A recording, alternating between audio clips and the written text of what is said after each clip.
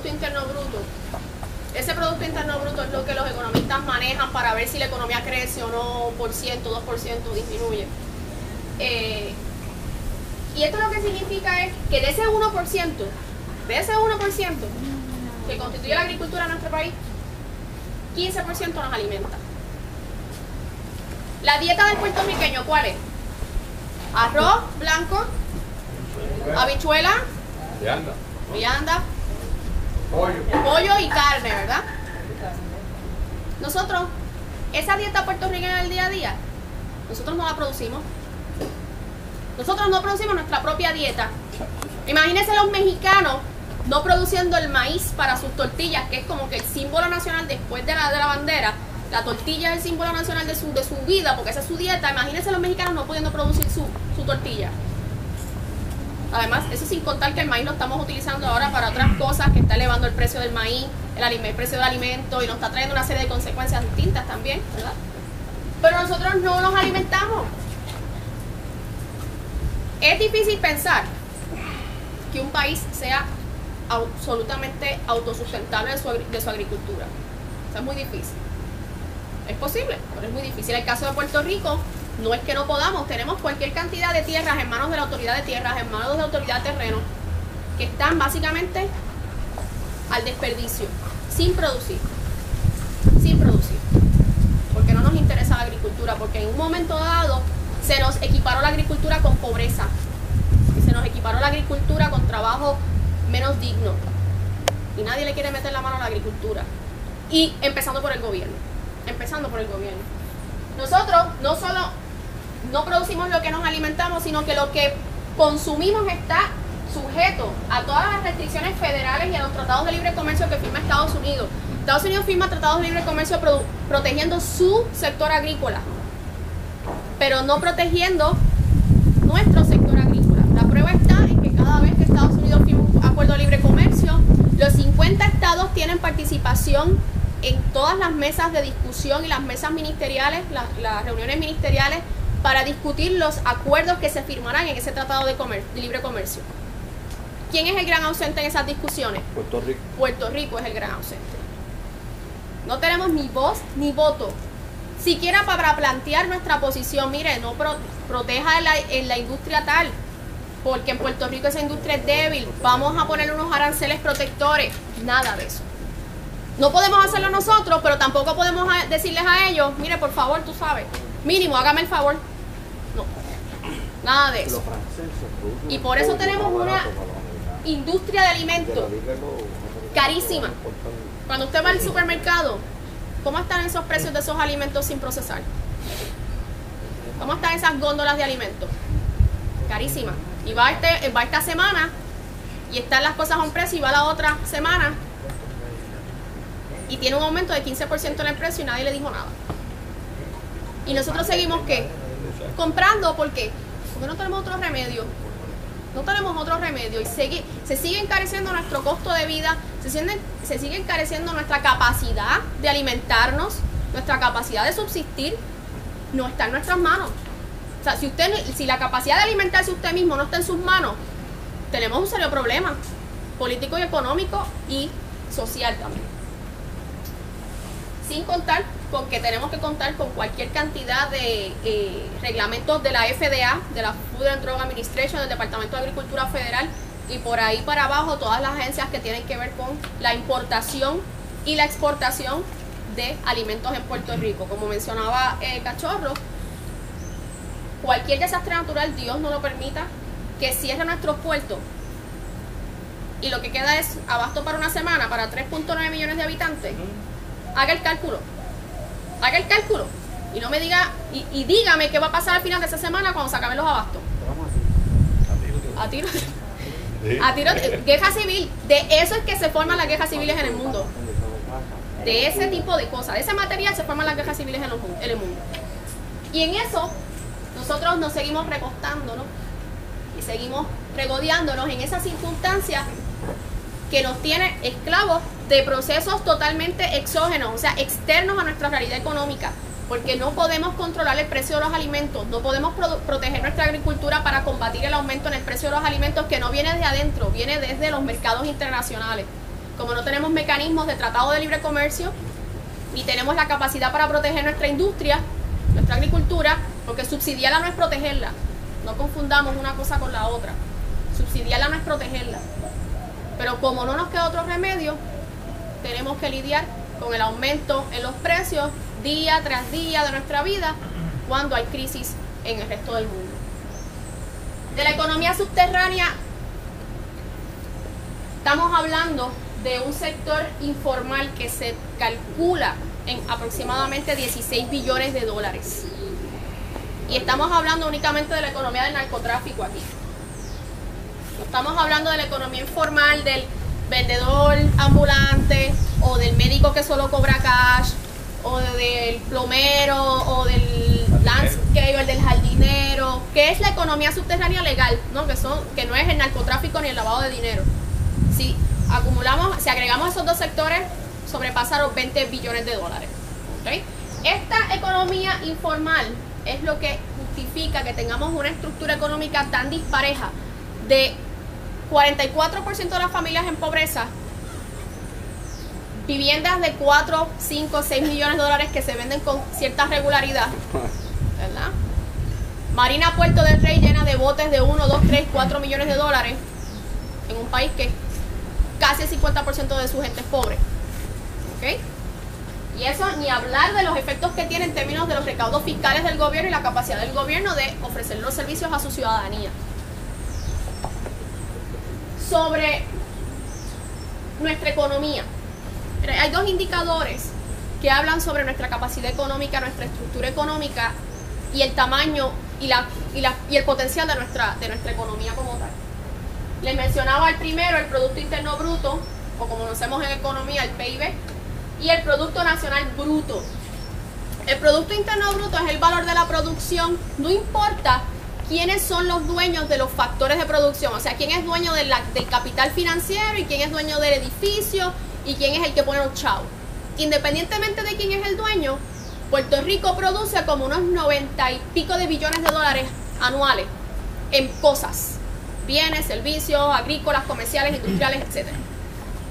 El Producto Nacional Bruto es básicamente lo que sobra de ese PIB, de esa producción, lo que nos sobra una vez aquellos que son dueños del kiosco se llevan sus ganancias. ¿Okay? Y de Puerto Rico salen todos los años, en promedio, 35 billones de dólares que nosotros le producimos a los dueños del capital y que ellos se llevan su ganancia y nos dejan el restante para nosotros. Dicho esto, nos quedan de esos 90 y pico de billones, nos quedan como unos 67, 65 billones de dólares para distribuir en la sociedad. ¿Okay? Mientras más amplia sea esa brecha, más estamos nosotros desvinculados de nuestro proceso económico. Porque eso significa que a medida que esta brecha se agranda, más gente fuera de Puerto Rico es la dueña de ¿qué? De nuestra economía. Y esa gente que está fuera, siendo dueña de nuestra economía, no tiene en mente nuestros intereses, lo que es apremiante para nuestra sociedad y lo que es apremiante para cada uno de nosotros. Eso se llevan su dinero y nos dejan el restante para nosotros repartir.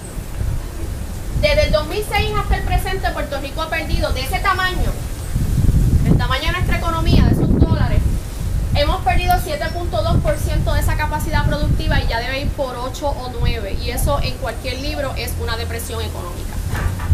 Puerto Rico está en depresión, ciertamente. Y es hora de que lo entendamos. Uno de los sectores más importantes de nuestra economía hasta el momento y aún después de la muerte de la sección 936 sigue siendo la manufactura. Desde que mataron la sección 936 en 1994, tomando el 96 como el punto de partida, esos 10 años del periodo de desfase entre el 96 y el 2006, esas empresas, esos incentivos desaparecerían. Se han perdido ya van por 70.000 empleos que se han perdido bien pagados. Estamos hablando ahí de ingenieros, científicos, académicos, arquitectos, químicos. Póngale usted el nombre de todos esos buenas profesiones de alta capacidad mental, de alto capital humano, bien pagados y que generan mucho más conocimiento para continuar con la evolución económica que es necesaria en un país. Esos países, esos empleos se han perdido. Pues mire, esos son los que están subempleados en este momento.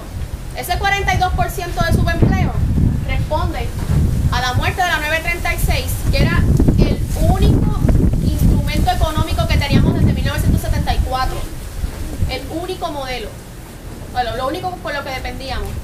Al matar la 936 en el 94-96, no ha pasado nada desde ese año.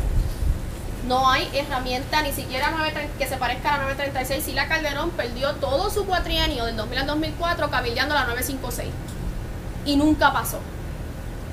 Pedro Rosselló propuso un nuevo modelo económico en el 94 que nunca se ejecutó. Estamos en el 2011 y no tenemos ni una sola herramienta de promoción económica, ni una. Ni una. La única que prevalece es la ley 73 de incentivos, que su madre fue la ley de 1947, la que le dio el inicio a Operación Manos a la Obra, y el resto del mundo se ha movido en direcciones totalmente distintas que esa ley de incentivos. Hablan de que las empresas en Puerto Rico se están yendo a Singapur, a Irlanda, etcétera, porque la mano de obra es más barata. Mentira.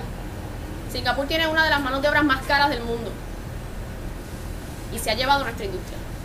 Así que no es por mano de obra barata. Yo creo que es hora también de que dejemos de destacarnos porque tenemos trabajadores baratos, porque esa no es la realidad.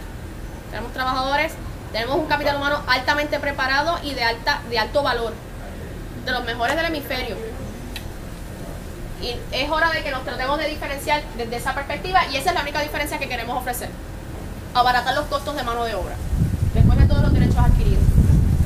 La deuda pública, ¿cuánto le debemos en términos de gobierno al resto del mundo? Entiéndase, a Estados Unidos, los bonistas, la deuda con los bonistas, lo que nos tiene en crisis fiscal. Le debemos a los bonistas 61 billones de dólares. Y yo les dije hace un rato que en nuestra economía, para repartir en nuestra sociedad, que es el Producto Nacional Bruto, nos quedamos con 67. 67 que producimos y 61 que debemos. La deuda nuestra es más del 90% de nuestra capacidad productiva. No hay país que se sostenga con eso.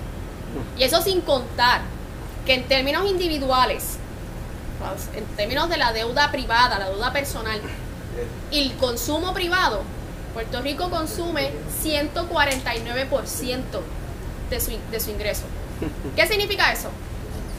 149%. Que gasto $1 que me gano y 49 que pido prestados. Eso es lo que significa el consumo con respecto a nuestros ingresos. Nos gastamos lo que ganamos, más pedimos prestado el 50% extra. Tampoco hay país que se sostenga con eso, y no hay país que salga de una recesión si queremos, si lo que buscamos es promover el consumo. Porque en esencia, consumimos ¿de dónde? De cualquier cantidad de mercados que no son los nuestros. Así que eso también es otro problema para nosotros. Esas fuerzas, esa deuda y ese servicio, esos 60 millones alguien nos tiene que pagar. Y lo estamos pagando nosotros con nuestras contribuciones, que van al Fondo General, y del Fondo General salen los pagos a la deuda. Y que en la Constitución ese pago a la deuda es el primer pago que se hace en cada año presupuestario. Y lo que sobre se le adjudica entonces por prioridad a educación, salud y seguridad. Pero primero se le paga a los bonistas. ¿Okay? Ellos son los que tienen el control del proceso fiscal en Puerto Rico. O sea que nuestro propio presupuesto también está supeditado a fuerzas totalmente externas a nosotros. Nosotros los elegimos cada 4 años, pero ellos responden no a nosotros, sino a un poder superior, los bonistas. Qué bonito, ¿verdad? Esta tabla nada más básicamente resume los principales indicadores económicos del 81 al 2009.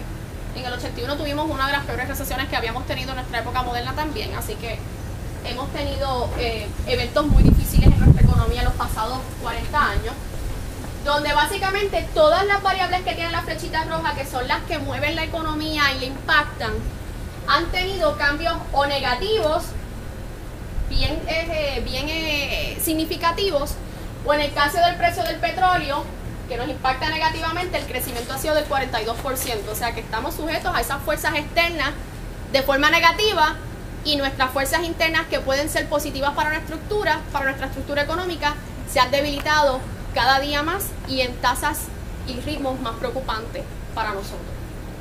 El resto del mundo, ¿cómo anda el resto del mundo? Pues muy bien, gracias. Anda muy bien, aún después de una crisis que empezó en el 2007, luego de la crisis crisis financiera y económica de Estados Unidos, la que empezó en Wall Street con la burbuja hipotecaria, se contagió al resto de la economía y por ahí contagió al resto del mundo. Pues esas economías, esas 190 y pico de economías, han ido saliendo poco a poco de su crisis porque tienen con qué. Tienen control de su estructura, así que la pueden manejar. Tienen control de su política, la pueden manejar. Nosotros no. Así que eso se evidencia en los indicadores económicos tan débiles que tenemos. Uno de los indicadores que más se utiliza, un poco para dar una imagen de cómo está la economía en un país y se compara con otro, es el ingreso per cápita. El ingreso per cápita lo que significa es que yo cojo esos 67 billones del Producto Nacional Bruto y lo divido por habitante para tener una idea de en promedio cuánto dinero de la economía se beneficia a cada ciudadano. ¿Okay? En Puerto Rico, ese número para el 2009 era 17.100 y ya va como por 15.900. O sea, se ha ido contrayendo. Los países del mismo tamaño como Puerto Rico y misma geografía, que son las 6 soberanías de las que mencionamos en la presentación, sus ingresos per cápita fluctúan desde Estonia, que es la más reciente, a Singapur entre 18.000 y 50.000 por cápita, por cabeza, que se benefician de los ingresos de la economía. Países caribeños similares con estructuras políticas no coloniales y en arreglos de asociación como Aruba, Bahamas, Bermuda, Islas Vírgenes Británicas, vamos a ver ese ingreso per cápita de Bermuda, $69.900. ¿Okay? Y de esas, la menos que se gana es Aruba, 21.800. Países caribeños similares con estructuras postcoloniales independientes y soberanas. Estamos hablando de Antigua y Barbuda, Barbados, San Kitts y Nevis y San Vicente de Granadina. Todas por sobre los $18.000 y creciendo. Alguien está haciendo algo mal en esta estructura. Y no son ellos, somos nosotros. Y es hora de mirarnos por dentro, como dicen. ¿Qué tiene que ver el estatus con la crisis económica? Pues mire, todo. Todo. Porque un país en general tiene 3 aspectos de política económica que maneja para bregar con su economía. Estamos hablando de la política fiscal, que son las medidas que toma el gobierno para influir la economía. Y estamos hablando de los impuestos, el presupuesto, el fondo general, la deuda, todas esas cosas que hace el Ejecutivo con el Legislativo para manejar el presupuesto año tras año. ¿Okay? La política monetaria son las medidas que toma el gobierno para influir la economía por el lado de la tasa de interés. Eso tiene que ver con la moneda que manejemos. Como nuestra moneda es que el dólar, pues esa política monetaria, quien la maneja y quien la estipula es la Reserva Federal y el Departamento del Tesoro desde Estados Unidos.